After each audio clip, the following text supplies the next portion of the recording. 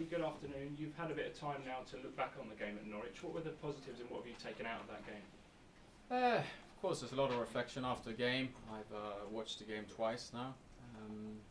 General feeling is probably the same I had after the game. We started extremely well, played very well offensively. We have a problem transition-wise, so they get shots on target and chances from just a transition of an 80-yard sprint, which we need to stop. So that's something we will focus on.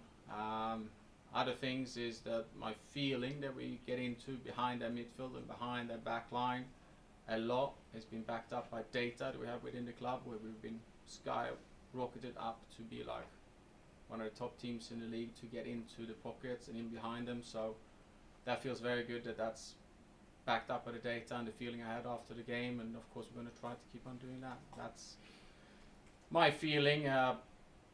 Wanted to win the game. I'm very disappointed not winning it, but if we play the transition game like we do, or did, we won't win any games, so that's something I can coach and we can try to change.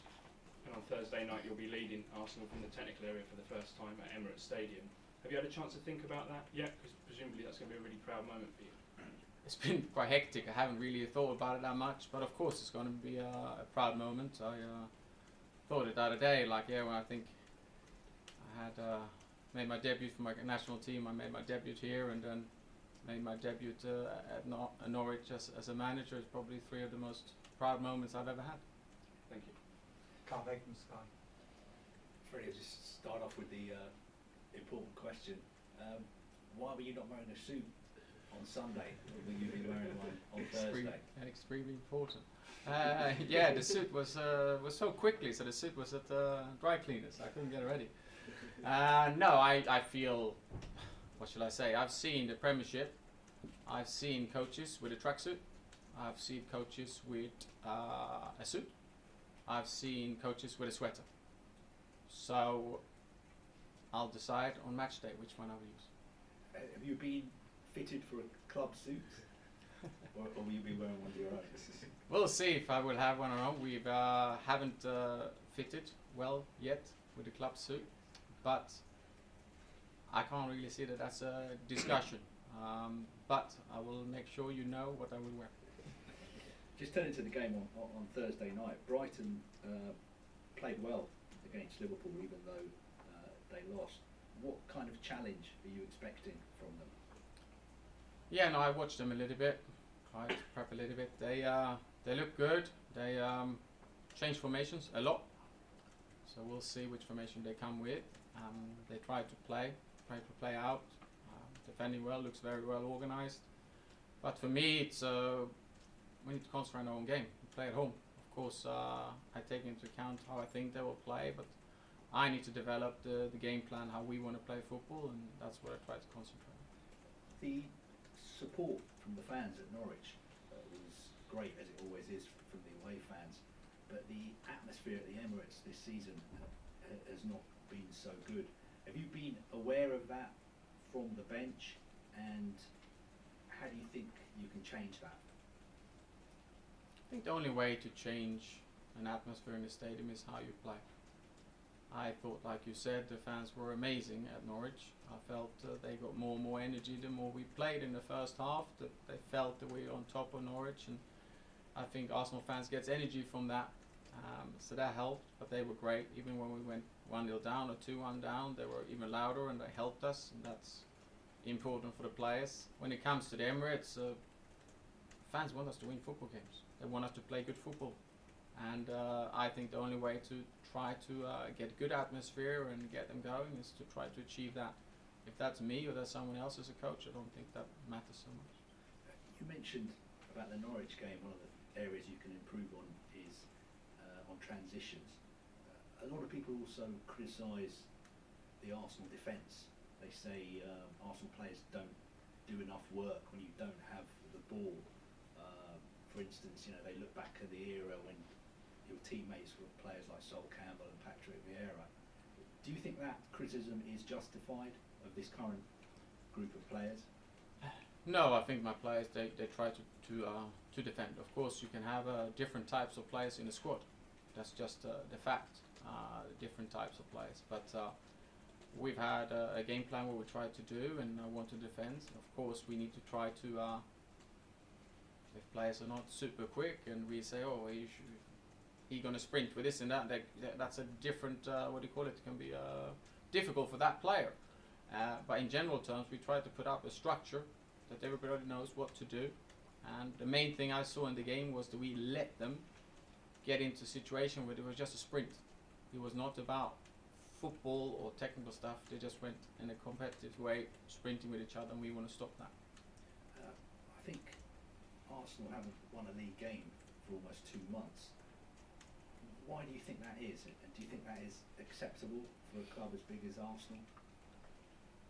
What I try to concentrate is going forward. I've been here, I've done 2 training sessions now, and I don't want to talk about coaches before and stuff. I think Unai done a great job, a great leader, fantastic coach. So that's nothing for me to judge on. Look forward. Main thing for me was when we were in Norwich, we hadn't won an away game since the first game of the season. And I felt that the players could react that way, and we played that well, in my opinion, offensively. Was good, but now we go forward. And finally from me, if a new manager does come in and it's not you, would you be happy to stay and go back to your old job? No, of course I work for the club, and what the club wants me to do, that's where I'm going to be. Of course I'm very proud for this opportunity, but the future will tell what's happened. Talk sport, Freddie. Freddie, can we expect to see too many changes for the game against Brighton? A bit silly of me to tell you what I'm going to do, but we'll see. We need to look at the fitness level of the players and who's fit and not fit. We had some players that were injured before, so we'll see. And what can you fix in the 3 days you have between the Norwich game and the Brighton game? Yeah, it's yesterday was a recovery for the ones that played as well. Again today they have to recover because we play a lot, so we'll be training with the ones that play at Norwich. We'll be training tomorrow, a short one, but of course we look at videos and I will show the small details that I think it's vital against Brighton to change. Of course, like I said before, if you've had a pre-season for 6 or 8 weeks, there's a lot of things you can totally work on. Here we have to, okay, that little piece is very important, that's what we're going to concentrate on, and that's what we're going to. Have you spoken to Arsene Wenger over the last few days, or do you plan on doing so? No, I really would like to speak to him. I'm in contact with him, have not spoken to him. It's been a bit hectic, but that's on my list. Do you think we'll see a different Arsenal on Thursday compared to what Arsenal fans saw a week before? I try to build on maybe what you saw at Norwich. That's what we're going to try to build on. But at the same time, Brighton is a different opponent. Very, very well organised. I think they look good, so it's going to be tough for us. But we're of course going to try to build on what we did in the last game. And just finally from me, do you think this squad needs additions in January? And if so, are you going to be involved in those conversations over the next few weeks? I'm going on a match time now, so nothing that I'm going to get involved in, and I think we have a very good squad, but that's up to the big bosses of the club what they want to do. You're the first Swede to manage a Premier League club for, well, since Sven-Göran was here, basically. Why do you think that is, and känns det extra ärofyllt? I don't know why that is. I think there's a lot of great Swedish coaches, but no, of course, like you said, it's an honor and it feels special. But I lived here for a long time now, and I just been trying to work as hard as I can to get a chance, and they gave me a chance. But at the same time, I don't think it matters where you're from. It's just to try to do a job. Sven-Göran said you haven't spoken to each other for several years. Do you think he could give you some useful advice, or has it been gone a bit too long from the Premier League, do you think? No, Sven is very intelligent. I spoke to him a lot when he was the manager for England, because he was watching our games.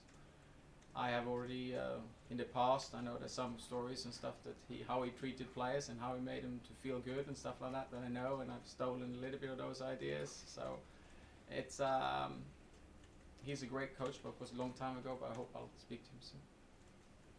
Okay, just put a split on this, 10:30 tomorrow night.